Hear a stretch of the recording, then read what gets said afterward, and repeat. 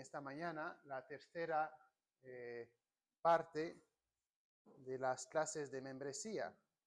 En esta mañana estamos contestando la pregunta, ¿cómo es nuestra iglesia? Y esperamos que sea, bueno, es algo más allá de cómo uno se siente, ¿no? Esperamos que cuando la gente viene a la iglesia pueda ver el amor de Dios en los hermanos, sentirse acogido. Esto es una cosa, pero estamos hablando desde el punto de vista de algunos aspectos de la doctrina, de cómo interpretamos ciertos pasajes, y esto es lo que estamos diciendo cuando decimos cómo es nuestra iglesia. Bueno, no está funcionando. Si puedes darle a...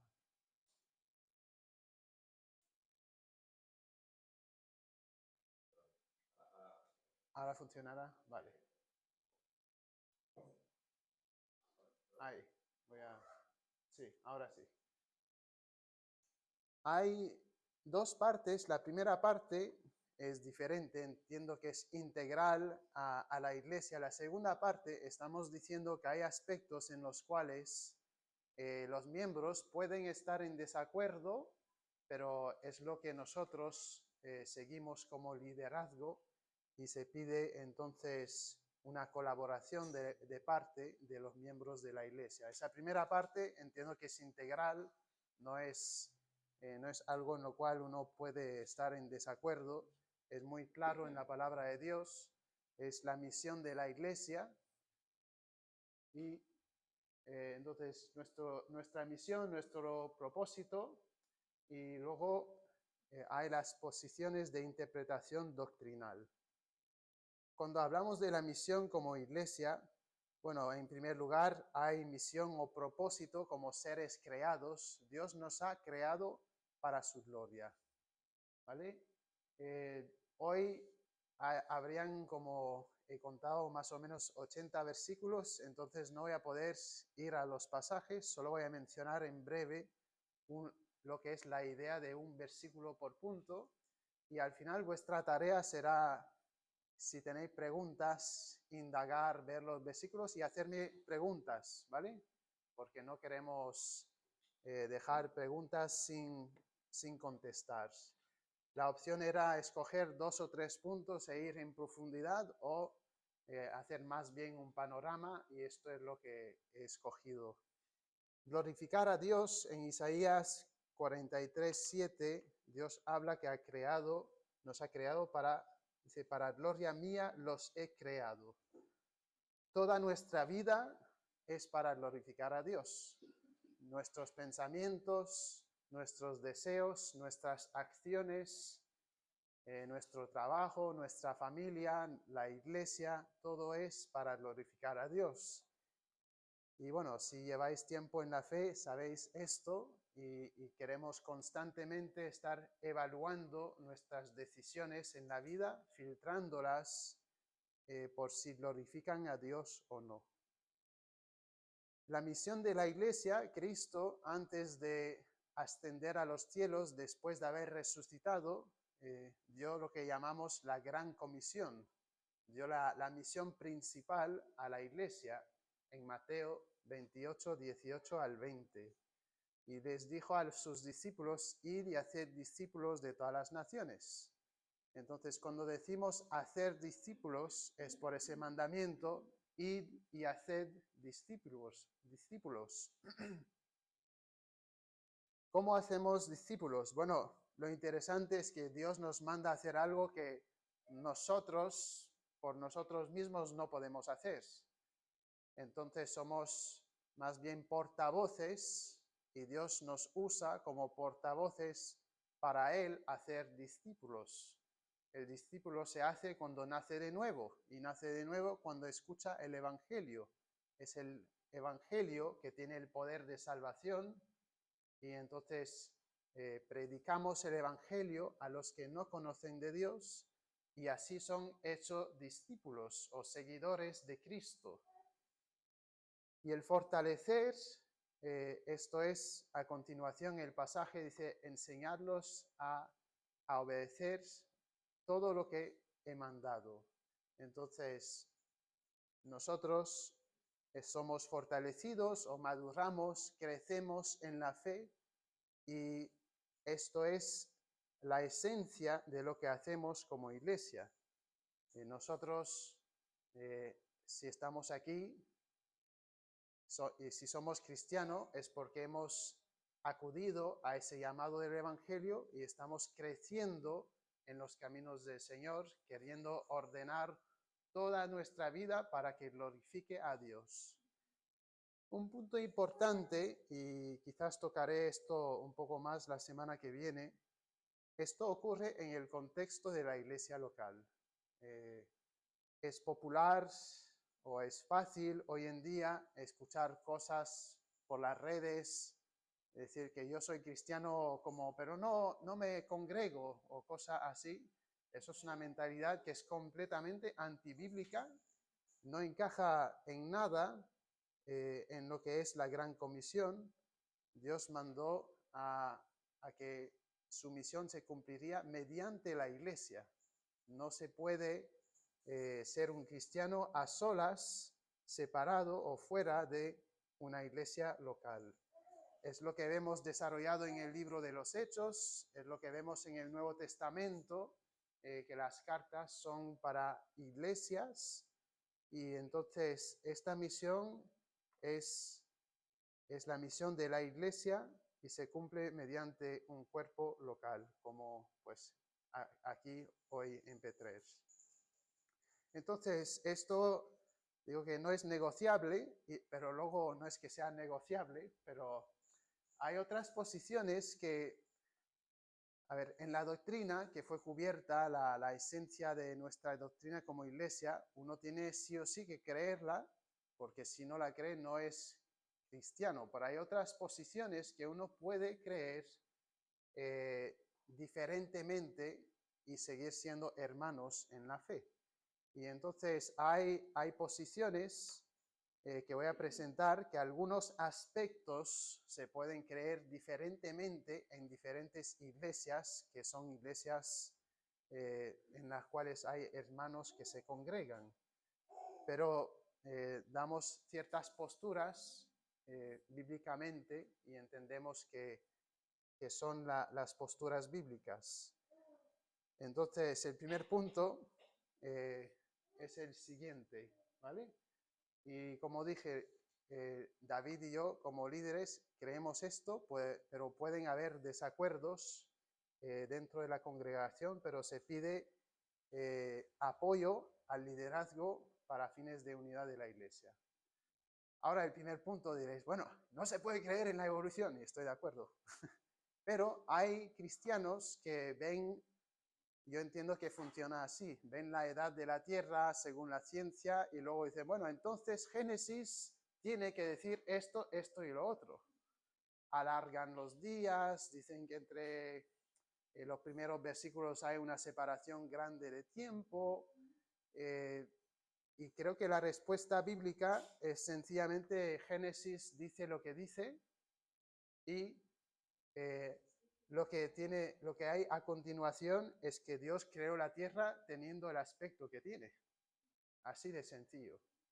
Entonces, vemos que son días literales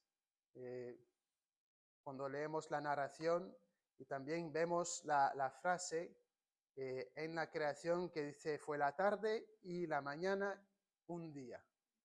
Y fue la tarde y la mañana el segundo día. Son días literales, no hay evidencia en el relato de la creación de que eran días muy largos o que había un lapso de tiempo en los primeros versículos del capítulo 1. Sencillamente fue una creación milagrosa. Dios creó desde la nada. Hay un término que se usa que es ex nihilo para decir creó sin que hubiese material, creó el material. Cuando nosotros creamos cosas, creamos en base a material que tenemos, pero Dios creó el material. creó la vida. Podemos hacer reproducir vida, pero Dios lo creó desde la nada, de manera instantánea. Esa palabra no sé si va a salir bien. Y por lo tanto rechazamos armonizar o decir, bueno, la ciencia y entonces la Biblia. No, es muy explicable científicamente lo que se ve en Génesis, que hay una tierra joven, y también hay muchas explicaciones que se pueden hacer por el diluvio, ¿vale? Mucho de la ciencia se presenta como verdad, y aun se han fallado y fallado y fallado, pueden como luego volver y presentar sus hipótesis como si fuesen verdad, cuando solamente son teorías. Pero hay una presentación muy clara de una creación en 6 días, y entendemos cuando se cuentan las genealogías en el Antiguo Testamento, hay desacuerdos en cómo se pueden contar, pero podemos decir más o menos que la Tierra tiene de 6 a 8.000 años. Eso es lo que creemos como iglesia. El siguiente punto tiene que ver con el Espíritu Santo y los dones espirituales. Creemos que cada cristiano tiene por lo menos un don, Primera de Corintios 12:7, ahí abajo en la pantalla, y que Dios quiere que se use. A ver, Dios también pone esto dentro del cuadro de la iglesia local, y no es, pues yo tengo ese don y voy a entonces hacer lo que yo quiero. Tiene que ser reconocido por la iglesia, pero sí o sí Dios da dones. En Romanos 12:6 al 8 hay una lista de dones: fe, servicio, enseñanza, exhortación, de repartimiento, presidir, misericordia. Hay más listas de dones, y son los dones para la edificación del cuerpo. Y creemos que Dios hace milagros, Dios sí sana, aunque muchas veces Dios obra mediante su providencia. Dios sí sana, hace milagros, pero los dones que habían al principio de la iglesia, hubo una categoría de dones que pertenecía a los apóstoles. Entonces hay dones para toda la iglesia, pero hay una categoría de dones que solo fue para el tiempo de los apóstoles, ¿vale? Y son los dones siguientes. Vemos en 2 de Corintios 12:12, habla de dones que eran señales de apóstoles. Hay algo que pertenecía a los apóstoles. Vemos también en Efesios 2:20 que los apóstoles y también los profetas son el fundamento de la iglesia. Y esa metáfora lo que significa es que fueron el principio.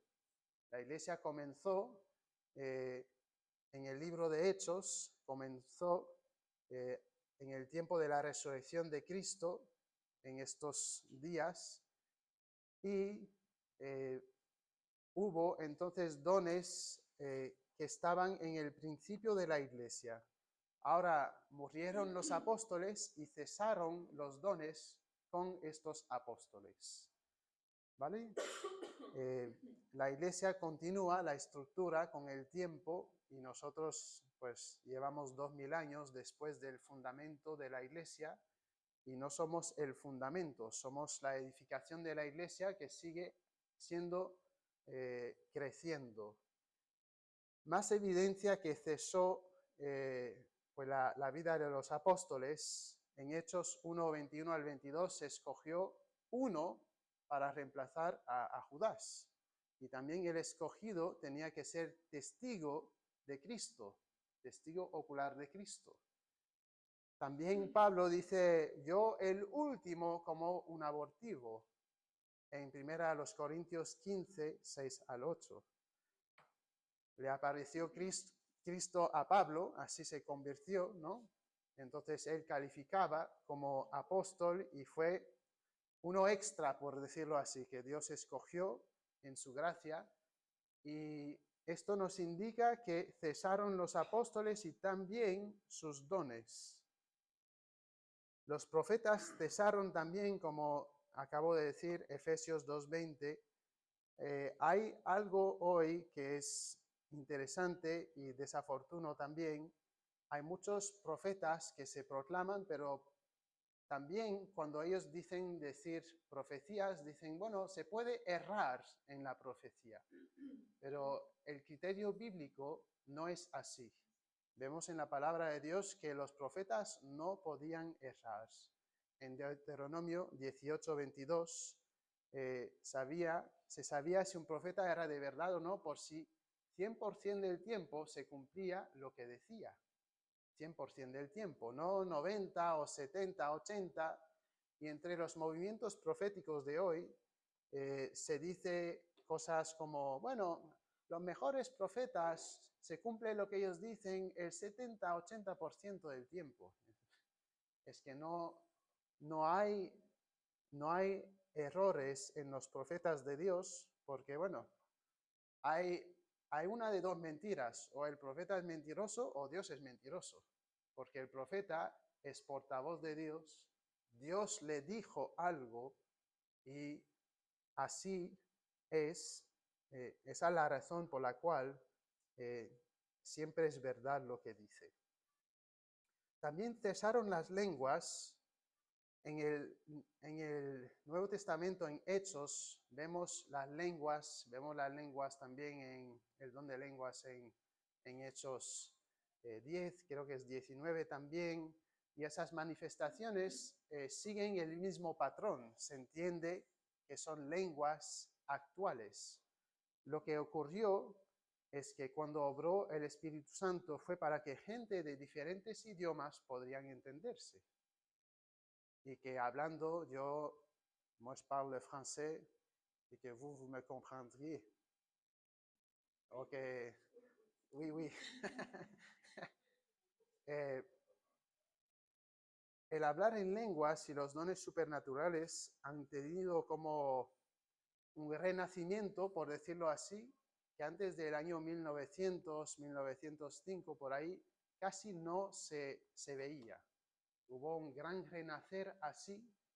Y lo interesante fue que, entre otras cosas que surgieron con este movimiento, fue que mandaron misioneros a la China sin aprender el idioma, pensando, pues ellos van a predicar el Evangelio y Dios los va a hacer que ellos puedan hablar en lenguas, pero falló, no podían hablarlo. Y mucho de lo que se ve hoy en día es algo diferente. No es que yo pueda hablar milagrosamente el alemán o el chino, es que gente del mismo hablar hablen una cosa que se llama el don de lenguas. Entonces, nosotros entendemos que eso formaba parte de las señales de los apóstoles. Y no se ve hoy en día, de todas formas, ese don milagroso como lo había. Los que dicen que sí han tenido que como cambiarlo y decir que hablando un mismo idioma se habla otra cosa y que eso es el don de lenguas. Y también las sanaciones, señales, milagros, en 2 Corintios 12:12. Entonces, cuando dije antes, en la última, eso, que se llame la slide, Dios sana y hace milagros. Y Dios quiere que nosotros vayamos a Él orando, confiando que Dios puede, tiene todo el poder y que si es su voluntad va a sanar, pero que nosotros mismos no tenemos este poder como tenían los apóstoles para decir, eres sanado así. ¿Vale? Siguiente punto. La soberanía de Dios y la responsabilidad humana. Creemos que Dios es soberano en la salvación, que Él ha escogido a los suyos. Dice en Efesios 1:4 que fuimos predestinados para adopción. Dios determinó de manera soberana, escogió a los suyos y a la vez tenemos la responsabilidad de creer. Dice, bueno, es que no entiendo eso. Es difícil, lógicamente, armonizar esto, pero es lo que la Biblia nos enseña y yo entiendo que hay muchas cosas que quizás, si seguimos este mismo razonamiento, bueno, es que a mí esto no me hace mucha gracia, no, ¿cómo es que alguien, un ser coherente, va a aceptar algo así, ¿no? Yo creo que estamos haciéndonos como Dios y tenemos que ser humildes y reconocer que no sabemos todo. Un ejemplo que he usado varias veces y que vuelvo a usar porque creo que lo ilustra bien, quizás lo pueda explicar, pero realmente no tengo la capacidad para entender realmente cómo es que la Tierra pueda dar su vuelta cada día, pueda estar a una distancia del Sol no demasiada cercana para que nos quememos y tampoco lejana para que nos congelemos. ¿Cómo es que esto esté colgado en un vacío del universo así? No lo sabemos, pero es así. Y la gravedad nos mantiene en la Tierra y cuando se pasa la capa del ozono, no sé cómo se dice, pues, por ejemplo, para ir a la Luna no hay esa gravedad. ¿Cómo es que hay esas diferencias? Bueno, Dios lo hizo así y lo tenemos que aceptar. Luego, el fruto de la salvación en la vida del creyente. En primer lugar, lo que podemos notar bíblicamente es que la salvación es obra de Dios. No es que yo haga mi parte y que Dios hace su parte. No, yo soy salvo por gracia, es un don de Dios. Apocalipsis 7:10 dice que la salvación pertenece a Dios y entonces es pura gracia cuando somos salvos. Al ser salvo, lo que tenemos como promesas, y vemos esto en Juan 10, 28 al 30, es que tenemos vida eterna, no pereceremos jamás, nadie nos puede arrebatar de la mano de Dios. Entonces, en base a esto, el salvado es guardado y puede y debe tener esa seguridad de su salvación.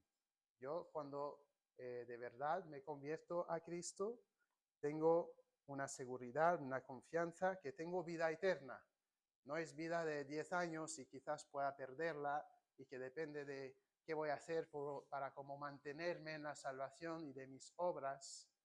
Sí hay que haber obras, pero no son causa de la vida, sino que son fruto, de la misma manera que un árbol da un fruto demostrando que tiene vida, así es la salvación. Se da fruto demostrando la vida, no es el fruto que causa la vida. La vida primero vino por el árbol llegando a tener vida. Cuando la semilla se murió y con ese proceso que hay en la tierra, nació una vida de un árbol. Y eso es mediante la fe en Cristo Jesús. Entonces entendemos que aunque las obras no son causa de salvación, sí son fruto de salvación. Y todo creyente de verdad va a producir fruto. Todo creyente de verdad producirá fruto. Primera de Juan 2, 3 al 6 y 3, 14, dice, ¿cómo sabemos que hemos llegado a conocerle o que tenemos vida eterna? Bueno, lo sabemos que nuestra profesión es verdadera porque es evidenciada por obedecer a los mandamientos, por amar a los hermanos. Y vemos también en Mateo 12:33 que se dice que se conoce un árbol a su fruto. O sea, se conoce el cristiano por la evidencia que da, imperfecta, pero sí hay fruto. Y también hay una categoría en Mateo 7:21, gente que decía, pero Señor, hemos hecho esto y esto en tu nombre. Y dice, nunca os conocí. Hay gente que han profesado la fe, pero que en realidad nunca se convirtieron al Señor. Y eso se evidencia pues con el tiempo en su vida. La adoración normalmente pensamos más en términos de canto, y llegaré al canto, pero la adoración es toda nuestra vida. Es como vivimos para nuestro Dios, y es nuestra respuesta con nuestras bocas y nuestras acciones, nuestros pensamientos a la verdad revelada de Dios.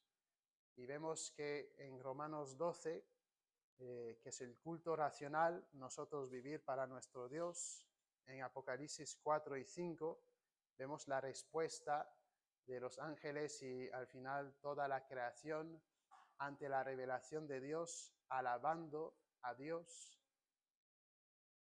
Y cuando hablamos de la adoración, entonces lo que tiene que ocurrir es que tengamos esa respuesta reverente a la verdad de Dios, una respuesta de obediencia y que involucre todo nuestro ser, nuestro corazón, nuestra alma, nuestras fuerzas, como dice Deuteronomio 6:5. Pues involucra todo nuestro ser y también lo que estamos diciendo es rechazamos una adoración que es vacía, que o uno, bueno, haga una religión de obras, por ejemplo, que hay que hacer un rito o decir una oración y bueno, lo hace, pero que luego la vida siga su corriente y que realmente demuestra que no conoce a Dios. Bueno, sí, me he bautizado, me he hecho esto, lo otro, y uno, pues, en realidad no conoce a Dios. O, del otro lado, y popular hoy en día, un congregarse con muchas emociones y espectáculos y que te mueve todas las emociones, pero que debajo de la superficie no hay esa obediencia a Dios. Entonces, parte la adoración genuina de la respuesta de uno a la verdad de Dios y sí ha de afectar todo nuestro ser, nuestros deseos, nuestras emociones, a medida que obedecemos a nuestro Dios. Ahora un par de comentarios en cuanto a la canción. Lo que vemos en la palabra de Dios en el Nuevo Testamento es muy poco en cuanto al canto. Y los pasajes que son los principales acerca de la adoración en canto son Efesios 5 y Colosenses 3, los versículos 16. Y ambos dicen algo muy semejante.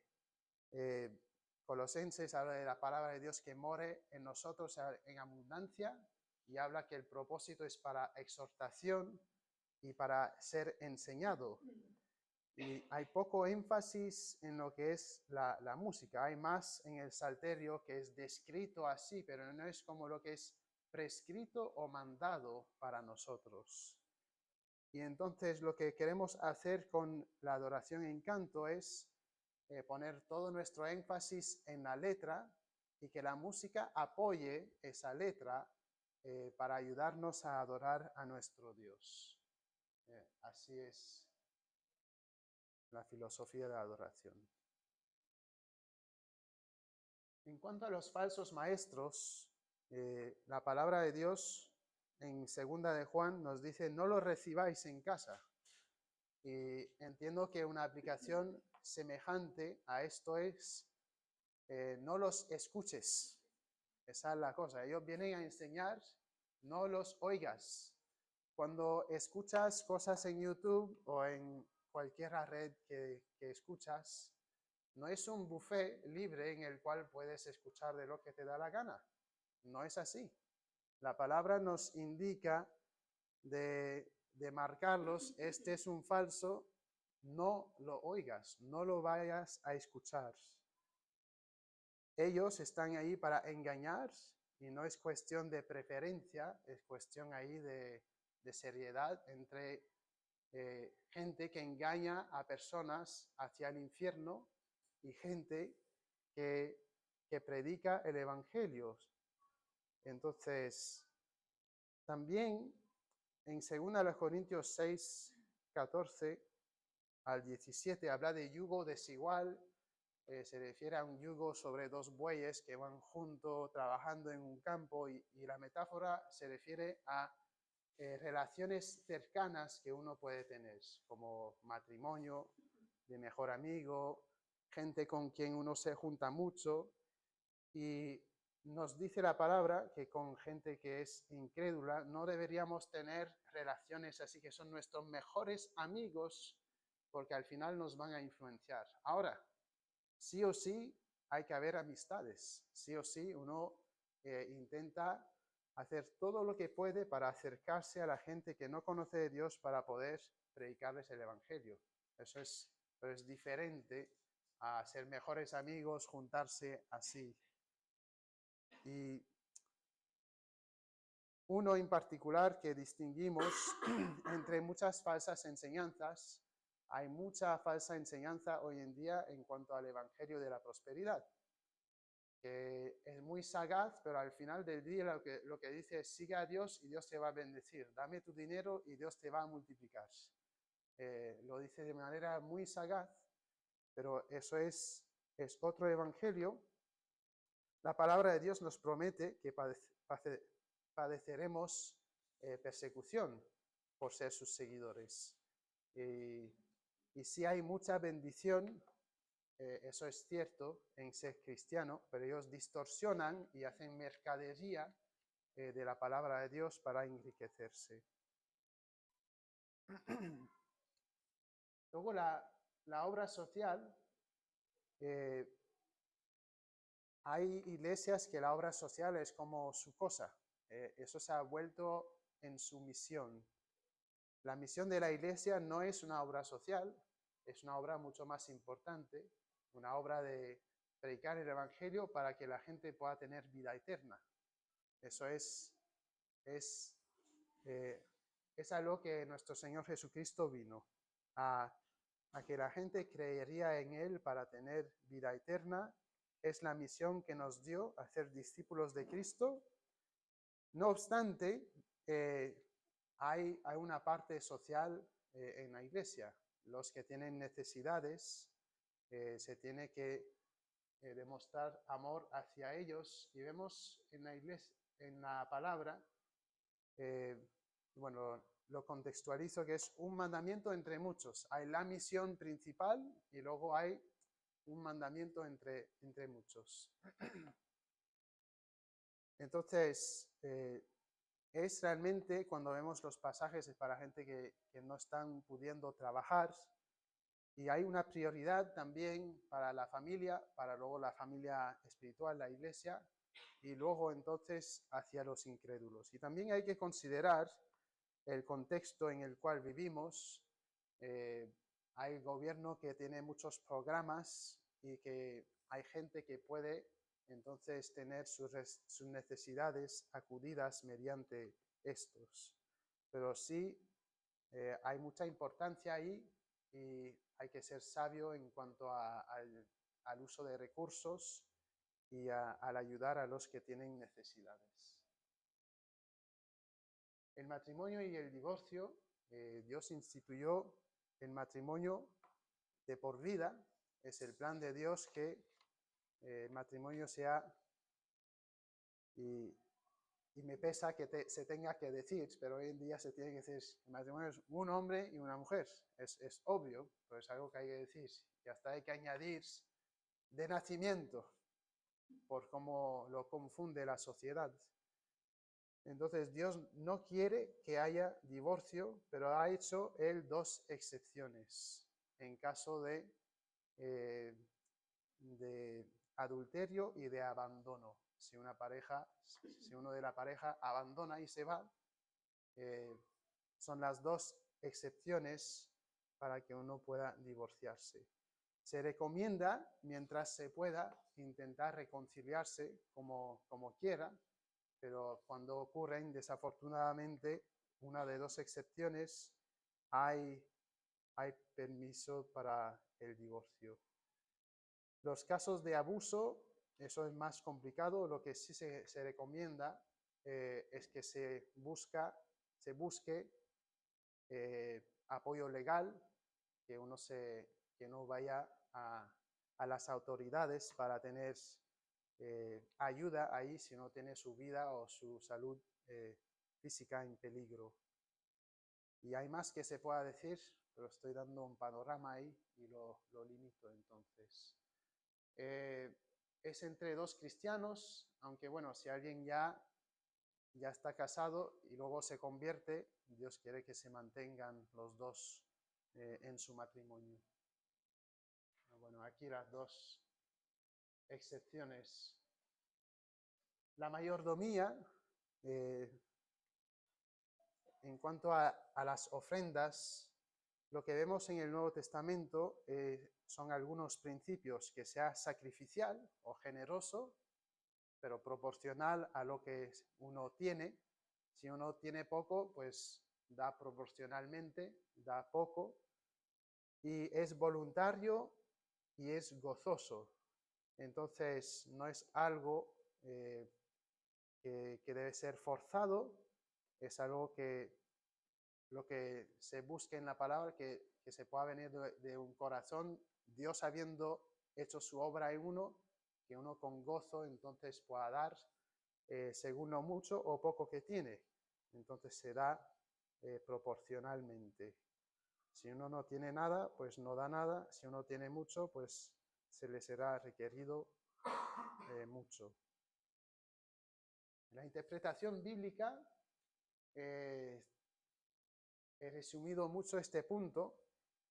Dios usa el lenguaje de la misma manera que nosotros hablamos con términos en castellano, pues los idiomas originales tienen su idioma, su gramática, y Dios los usa para comunicar su revelación. Y cuando hablamos de histórica, gramatical y literal, se entiende que en la gramática hay distintos géneros literarios. Un proverbio, muchas veces lo que hay en la poesía hebrea,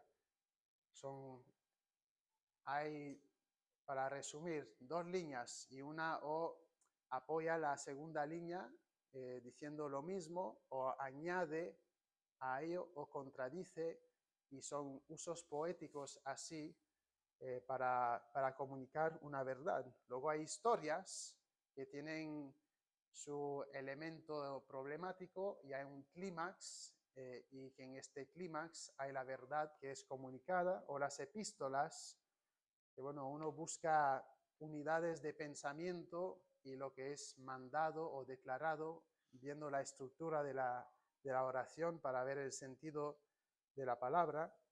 Se ve el contexto histórico para entender por qué lo que fue escrito, y entonces se da un uso literal, tomándolo como un idioma normal. Hay a veces, y bueno, sobre todo en la literatura apocalíptica, unos sentidos figurados o metafóricos, que por ejemplo en Apocalipsis el dragón es Satanás. Entonces hay diferentes usos metafóricos. Y lo que nos importa es entender la palabra según Dios la quiso que la entenderíamos, según la intención del autor, no fabricando nosotros propios significados. Y también la palabra de Dios tiene una revelación progresiva. Dios añadió revelación, añadió diferentes pactos a lo largo de la historia. El Nuevo Testamento añade y expande sobre el Antiguo, sin cambiar su significado, pero sí añade nueva revelación, y uno tiene que entender el tipo de literatura, el tiempo en el cual la audiencia, para entender cómo se puede aplicar a nosotros la Iglesia. Los eventos finales, estoy en esta serie, no voy a decir mucho, un arrebatamiento de la Iglesia, la tribulación, el milenio, y esta semana vimos el arrebatamiento, veremos más, vivimos la tribulación, veremos el milenio, y luego el cristiano y el alcohol. Y cuando decimos, bueno, se puede estar en desacuerdo en algunas cosas, ¿no? Emborracharse sí o sí es pecado. Pero lo que estamos diciendo es que, bueno, hay algunos cristianos que creen en la abstinencia, otros que creen que puede haber un uso sin emborracharse, y entiendo que esa es la postura bíblica, que puede haber un uso responsable de bebida alcohólica. Pero la palabra de Dios no solamente lo deja así, da también algunas calificaciones y no es yo puedo, entonces hay que calificar esa declaración con las siguientes calificaciones. Si alguien me ve y dice, bueno, a los cristianos hacen esto, y yo entiendo que en Europa no es tanto así, pero en otros lugares del mundo puede dar mal testimonio el consumo del alcohol, y también si es piedra de tropiezo, que alguien antes era un alcohólico, dejó de beber y al verte beber le causa tropezar, y también por propia tentación. Si yo tengo dificultad y que me pasen tomando unas copas de más, pues que no beba entonces. Entonces hay que calificar el uso del alcohol de las siguientes maneras.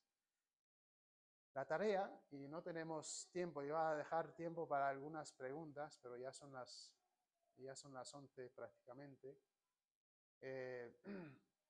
Pero recapitulando, ¿no? Eso es complemento a la declaración doctrinal en los cuales aspectos pueden haber desacuerdos, pero se requiere una colaboración, un apoyo y respeto de la dirección establecida. Y la tarea es entonces, hemos cubierto mucho territorio, si tienes preguntas, yo entiendo que se habrán, y si no tienes los documentos, tenemos los documentos de doctrina e interpretación completos, me puedes pedir que te los facilite y así puedes estudiar los distintos aspectos en los cuales tienes preguntas con más tiempo y hacedme las preguntas, mandadme un mensaje o varios mensajes y estoy a la disposición vuestra para aclararlo. Y ya está. Bueno, así que pues vamos a tomar unos 5 minutos y luego comenzará la hora de culto.